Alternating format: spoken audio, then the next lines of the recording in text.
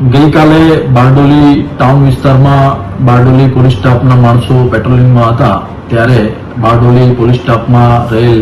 ASI મહેન્દ્રભાઈ નાઓને ચોક્કસ હકીકત બાતમી મળેલી કે આસિયાનગર વિસ્તારમાં રહેતો ઇમરાન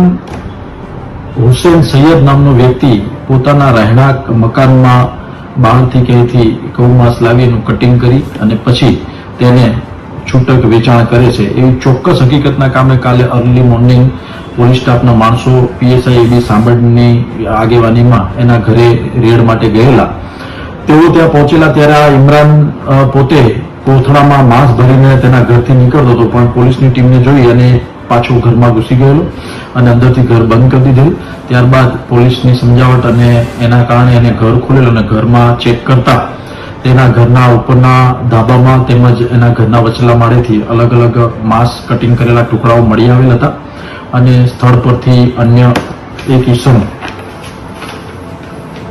રહીમ કરીમ શેખ નામનો વ્યક્તિ અને ઇમરાનના વાઇફ પણ આ ઘરે હાજર મળી આવેલ હતા અને તેઓ પોતે ત્યાં લાકડાના 2 ટુકડાઓ પર માંસ કટિંગ કરતા જણાયેલ હતા અને સ્થળ પરથી માંસ કટિંગ માટેના અલગ અલગ હથિયારો પણ પોલીસને રેડ દરમિયાન મળી આવેલ હતા અને આ જે માંસ સ્થળ પરથી મળેલ હતું તે વેટરનરી ડોક્ટર સરકારી હોસ્પિટલનાઓને બોલાવી અને સેમ્પલ મેળવી તેને સુરત એફએસએલ ખાતે મોકલવામાં આવેલ હતા અને મોડી સાંજે એફએસએલનો રિપોર્ટ આ ગૌમાંસ હોવાનો આવતા આ ઇમરાન હુસેન સૈયદ તથા તેના પત્ની નિલોફર અને અન્ય એક ઇસમ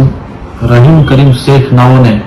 ગુનાના કામે પોલીસે ધોરણસર અટક કરેલ છે અને જે સ્થળ પરથી ગૌમાંસ મળેલ છે તેની